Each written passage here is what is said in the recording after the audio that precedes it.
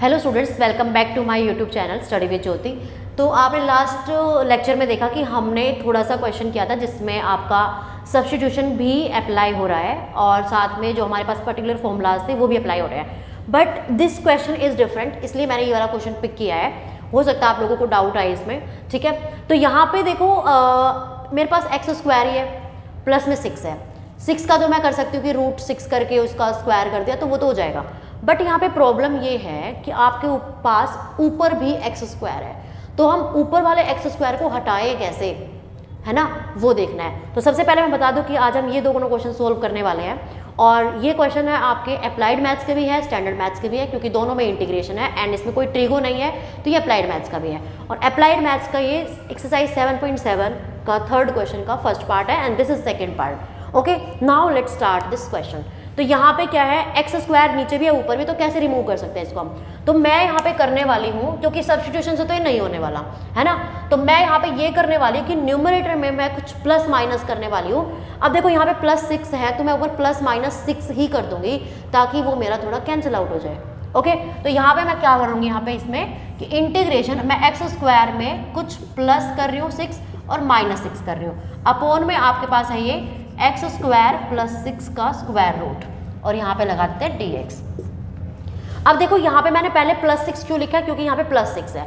अब इसके पीछे क्या रीजन है, क्योंकि अब मैं इसको सेपरेट करने वाली हूँ, इसको एक साथ और इसको एक साथ। जैसे आपके पास होता है ना x + 3 अपोन में 2 होता है, तो आप इसको ऐसे लिख सकते हो ना x/2 + 3/2, सेपरेट कर सकते हो, राइट। बट अगर डिनोमिनेटर में है ना ये, अगर 2/x + 3, तो आप सेपरेट नहीं कर सकते, डिनोमिनेटर को यू कांट ब्रेक, ठीक है। बट न्यूमरेटर में अगर है तो हम सेपरेट कर सकते हैं।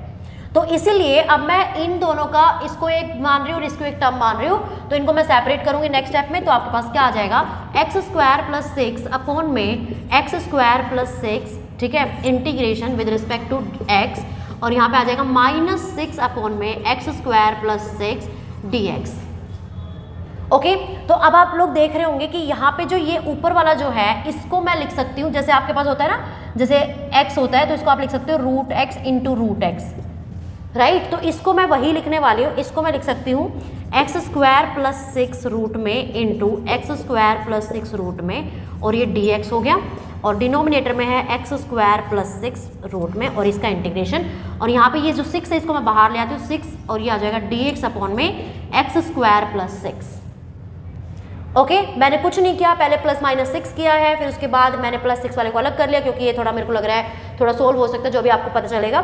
-6 अपोन में दिस। अब मैंने लिखा है कि x को आप √x × √x, जैसे कि होता है ना 2 को आप लिख सकते हो √2 × √2, तो ऐसे ही मैंने इसको लिख लिया है x² + 6 का रूट इंटू x² + 6 का रूट अपोन में ये। अब आप देखोगे मैंने क्यों लिखा है, ताकि ये मेरा एक पूरा कैंसिल आउट हो जाए।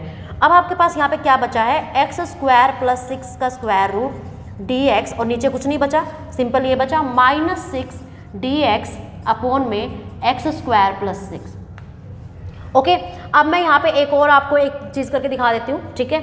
ये हम हटा देते हैं क्योंकि इसको मैं ये क्वेश्चन कंप्लीट होने के बाद करूँगी। तो अब यहाँ पे देखो मुझे स्क्वायर बनाना है, ठीक है। तो यहाँ पे आपके पास क्या बन जाएगा, ये नेक्स्ट स्टेप में x² + √6 का होल स्क्वायर और फिर इसका स्क्वायर रूट। क्योंकि अगर मैं, जैसे आप यहीं पे देखो मैंने लिया था √x × √x, तो अगर आप इसको ऐसे भी तो लिख सकते हो ना, √x का होल स्क्वायर भी लिख सकते हो इसको, तो इसका मतलब ये x के इक्वल होता है, क्योंकि और रीजन बता देती हूँ, √x का मतलब होता है x⁻1/2 और इसका हो जाता है स्क्वायर, तो ये कट जाता है तो ये आपका x आ जाता है।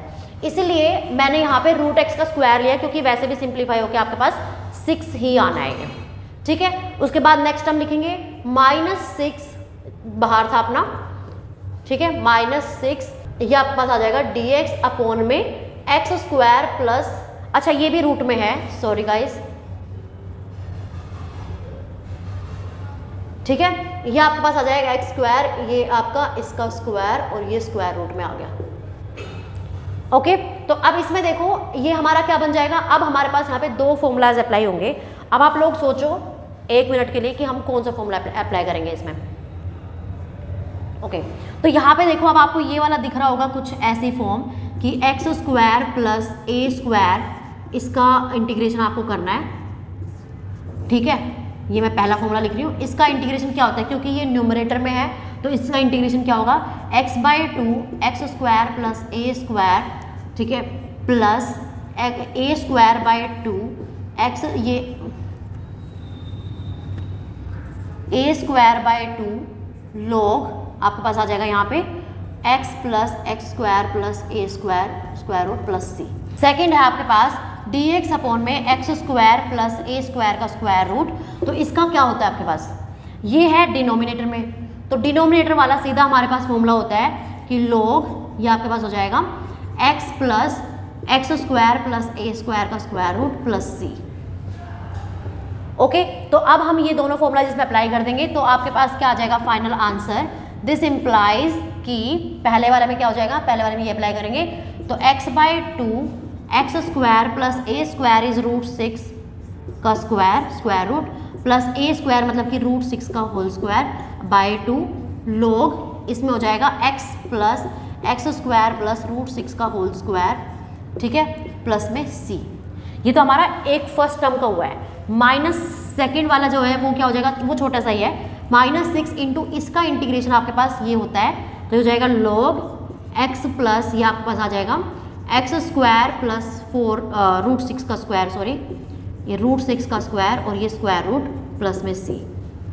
अब बस नेक्स्ट स्टेप में आपको क्या करना है, रूट 6 को सॉल्व कर दो। तो इसको जब सॉल्व करोगे तो ये रूट 6 का 6 बनेगा और अपॉन में 2 है तो ये 3 आ जाएगा, ठीक है। तो आपके पास क्या आ गया, x by 2 x square plus 6, ठीक है, प्लस में ये आपके पास 3 बन गया, उसके बाद log x plus x square plus 6 plus c, ये c दोनों मिलके जैसे c1 मान लिया c2 मान लिया तो एक ही c बन जाएगा जो कि मैं नेक्स्ट स्टेप में लिखने वाली हूँ, मतलब इसी में आगे लास्ट में एक बारी -6 log x plus x square plus 6 इसका स्क्वायर रूट प्लस में आपके पास c and this is your final answer. Okay students, so ऐसे हमने क्वेश्चन सोल्व किया। ये मतलब थोड़ा सा बस ट्रिकी था कि जो +6 है इसको मतलब हमें कैसे सोल्व करना है। तो ऊपर क्योंकि एक्स स्क्वायर आ रहा था मैंने +-6 किया, फिर मैंने इसको और इसको सेपरेटली लिख लिया, ठीक है, एक्स स्क्वायर प्लस 6 और ये अलग अलग करके मैंने फिर एक रूट, मतलब जैसे आपको पता है कि आप x को क्या लिख सकते हो, root x into root x, तो मैंने इसको लिख लिया रूट इंटू रूट, मतलब अंदर का सेम ही रहेगा तो एक से ही कट जाएगा, एक बचेगा केवल माइनस, क्योंकि हमें माइनस था 6 को बाहर ले लिया था और ये आपका एज इट इज़। फिर उसके बाद दोनों के मैंने फॉर्मूलाज मेंशन करे एंड उसके बाद simple integration. Okay, I hope students आपको समझ आ गया होगा। अगर आपको कोई डाउट होता है तो यू कैन कमेंट। सो या thank you so much for watching, मिलते हैं नेक्स्ट वीडियो में।